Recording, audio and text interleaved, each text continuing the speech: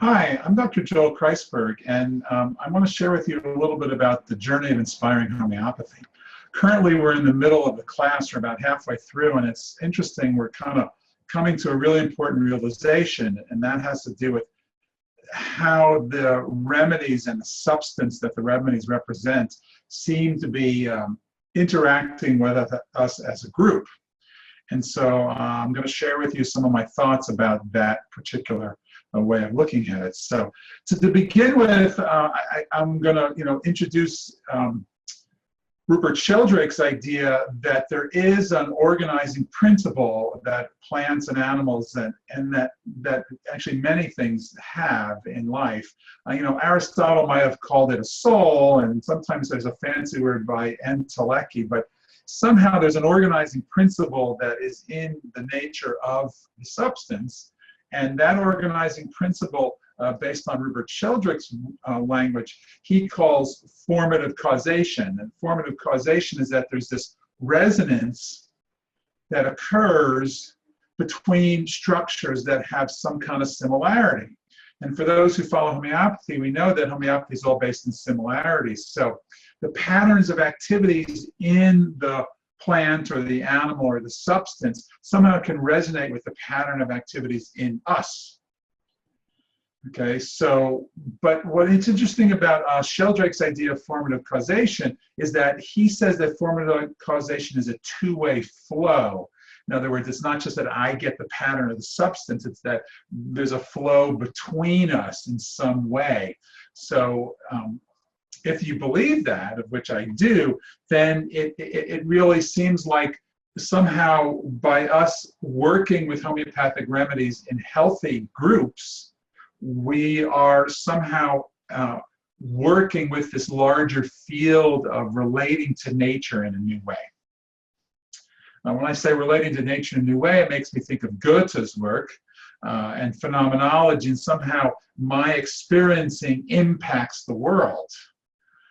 So I'll give you an example of impacting the world. I mean, you can think of events as just happening out there, outside of us, or you can believe that somehow my own internal energy is impacting the events around me. So there's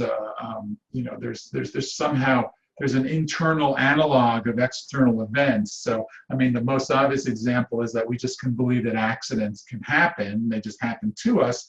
But sometimes homeopaths start to see that, how I am, my energy shows up, somehow influences so that accident may have some sort of resonance with me. It's not that I caused the accident, it's that somehow there's energetic relationship between the way I was in the moment and how that accident occurred. Another way of looking at that is that, perhaps the accident serves a function. I learn, I grow, I do something. But, looking at the idea of a substance becoming a homeopathic remedy and then being taken by me or by a group, in this case, the Universal Homeopathy Group, that we do in the journey of inspiring homeopathy, we somehow are, I feel that the experience that we're having, there's a resonance with the substance and the group, which you might call world unconsciousness, world unconsciousness, or the idea that every organism has an interior, has an experience of consciousness, and that consciousness is unconscious to us. So it's the world unconsciousness because we're not conscious of it, but to the dog sitting there or the plant or the substance, it has its own experience. And so somehow that inner nature can be expressed through us as a universal healing group.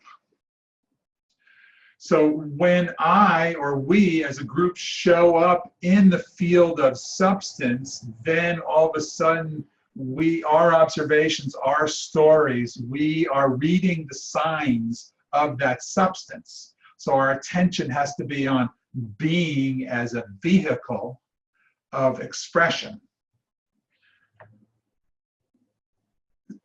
one of the changes between the conventional homeopathic approach, which blinds the proving, and the universal homeopathic approach, which is to do provings in group where we know the substance and we're aligning our field, is that we're recognizing that our participation is somehow part of the creation of meaning. And so we are enhancing that flow by practicing together as a group proving or a group meditative experience where we're accessing the field. Sounds very abstract, but it's really important, because if you look on the blog that I wrote on Mother's Milk, you can actually read about the experiences that our group had with the field of Mother's Milk.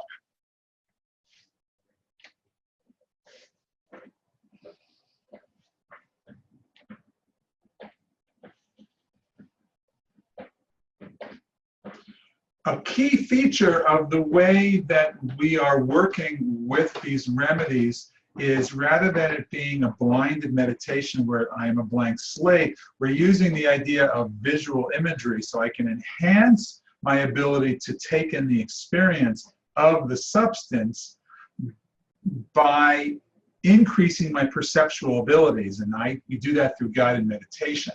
So the guiding serves as a way of allowing us to access deeper relation with that field of the remedy. It allows us to let go of our own priorities that we may have about the way we're seeing the world. And then it allows us to ultimately sort of engage with the nature of the healing substance while it engages with us. So I invite you to go to the blog on Mother's Milk that is, well, if you got this through the e-news, then it's a different button, and if you, it's called Tapping into the Universe with Mother's Milk, and what you'll read is the first-person descriptions of the experience of many of the Journey of Inspiring Homeopathy group experiences. So we're meditating with this remedy. Some people are taking it, some people are just holding it, and then we're experiencing something in our bodies, and we report it, and I also describe what that experience looks like. And this video was to try and give you a context for why it would seem to me, in theory, that there's a resonance between the substance, this field, and us, our field, and by doing this as a group, we can more deeply access that field and express it in such a way where I not only have the experience of the field of the substance, I also get to understand its healing nature, and then I can use that healing nature not just for healing of myself, but for giving that gift to other people. So thanks for listening, and see you soon. Take care. Bye.